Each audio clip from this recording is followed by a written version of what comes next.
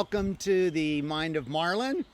And today is May 4th. May the 4th be with you. It's a throwback to Star Wars. And since we're throwing back, here's a piece that I dug out of my attic. It was something I wrote in 2007 about Broadway.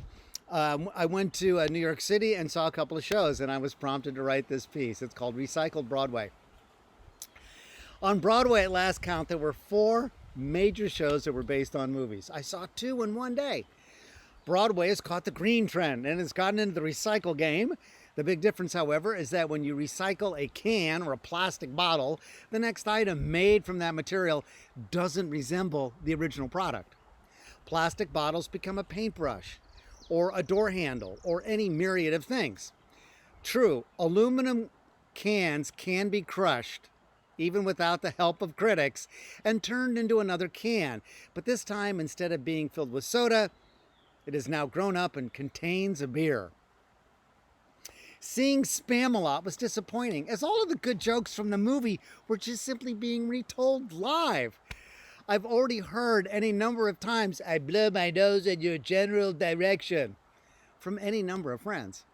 And yet the audience was laughing so hard you'd think they'd never seen the original. It used to be that when you saw the movie, it would prompt you to read the book. But here, after seeing the play, I wanted to go see the movie.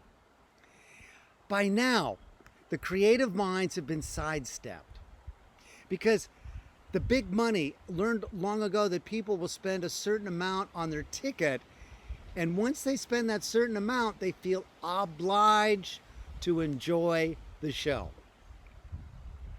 I chose to stand for Spam-A-Lot. The ticket cost me $21. There was a seat available for $300, and had I spent that, I would have been royally pissed off. After all, there was a king on stage. There is more money in the world than talent, and nowhere does it seem to be more prevalent than Broadway.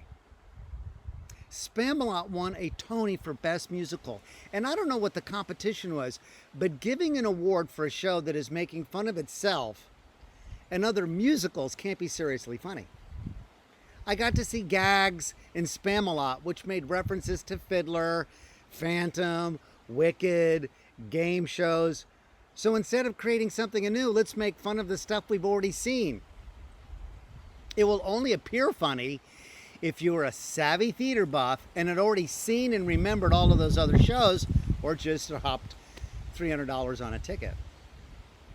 The industry, which is what this business is filled with artists has become, is taking old TV shows that people remember and remaking them as movies, while movies are being made into musicals. The fact that people remember them, no matter how bad they were, is worth more and a safer bet than doing something new. Take the Brady Bunch musical, please. If the industry is going to go to the extreme of dumbing the content down because neither they or you will have to think about it, why not go all the way? Why doesn't somebody try to do what Max Bialystock did in The Producers and con the New York public into coming to see something that is so bad, so inane, but so incredibly marketed? Bad taste has never gotten anybody thrown in jail. Bad taste simply gets you great press, as is evident with what happened with Paris Hilton, Lindsay Lohan, and now Donald Jr.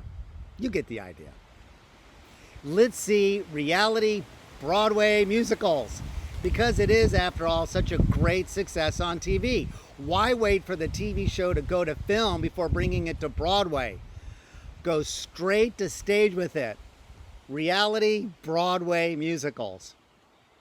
For starters, people will be lining up around 2 to 3 blocks, and a small commerce will spring up along that linear grouping of people. There won't be hot dogs and pretzels, cold drinks, and ice creams. No. There will be rolling carts being manned by photographers to take your picture, which you will need to get into the cast. There will be publicists to write your resume. There'll be makeup artists and acting coaches working with you all the way to the front of the line, and then cutting you loose once you walk through the front door. thus delivering enduring proof that P.T. Barnum was not only a great showman, but a prophetic seer as well. Once in the theater, reality Broadway will cast all the parts for the people coming in off the street. First, make one person the producer, who will soon be wetting his pants with glee when he learns he won't have to be paying union labor. He will then choose someone else to direct, who will then in turn select a casting director. That person will hand out the parts to the would-be ushers, ticket takers, bartenders, custodians, front house personnel. If you know somebody or have a great body that the casting director, or producer wants, you can actually get a part as a choreographer, stagehand, lightboard operator, sound person. To actually get a part that's on the stage will remain, as it's always been in show business, a random process. After turning in your 8x10 and resume, you will be carefully screened. And you will be told to compete against the others who will be going for the same part. Even without a script, they will have no difficulty finding plenty to say about why the other person isn't qualified without ever speaking to their own talents, which will also be non-existent. Call it Jerry Springer meets American Idol. People will do anything for fame. They will not do everything or anything for money unless you have a lot of it. It doesn't matter, because in reality TV, there isn't any money for talent or the writers. So why should it be any different for reality Broadway musical? It doesn't matter if someone on stage can't sing, because the audience will entertain themselves by talking about how bad they were and enjoy the experience of kvetching.